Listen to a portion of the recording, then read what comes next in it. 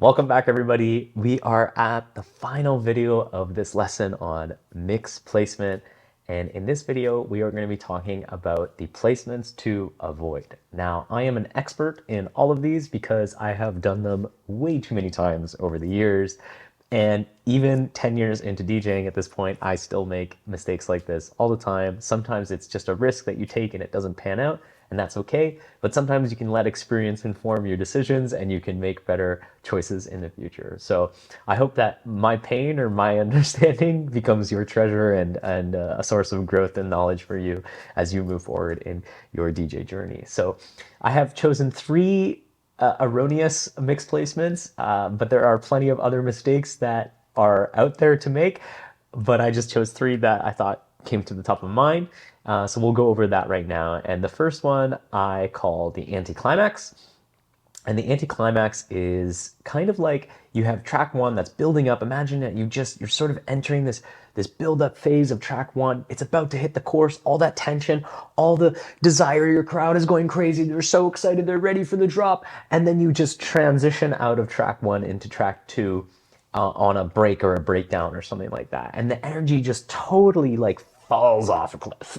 And, sometimes it can feel like it'll sound good in your head, but then when you actually make it in practice, it's just like, ooh, that didn't work at all.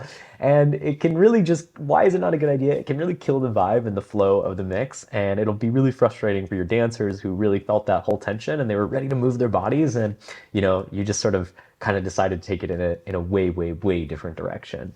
So that's the anticlimax, or at least how I think about it. The next one I have here is called the conflicting buildup. And in this example, we have kind of two tracks that are building up. We have track one that's in its build-up phase, and we have track two in its build-up phase, but both have kind of strong melodic elements in them. In this case, we have piano sounds, and these piano melodies are kind of like fighting each other. And while melodic blending and melodic mixing can be quite interesting at times, if not done correctly or done with tracks that have really, really strong leads, it can kind of create some confusion for your dancers. In music, there's always some sort of leading element, whether it's the piano or the melody of some kind, and that is what keeps your dancers' minds captivated while the groove of the drums keeps their bodies occupied. But when you have two highly melodic elements here, in this case, the track one and track two pianos fighting each other, it kind of starts confusing people, and then they start thinking and they're trying to like follow which track is coming and which track is going, and it doesn't sound good, and it just confuses everybody. And again, it's one of those things that you think in your head is like, oh, this is going to sound amazing, then you play it and you're like, no way, that did not sound good at all.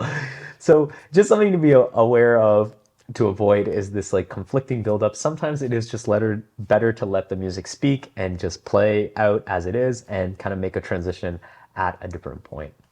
All right, so that's the conflicting buildup. Let's talk about the very last type of mixing placement to avoid, which is a little bit more advanced, but I'm still going to bring it up anyway. It's called the key clashing overlay.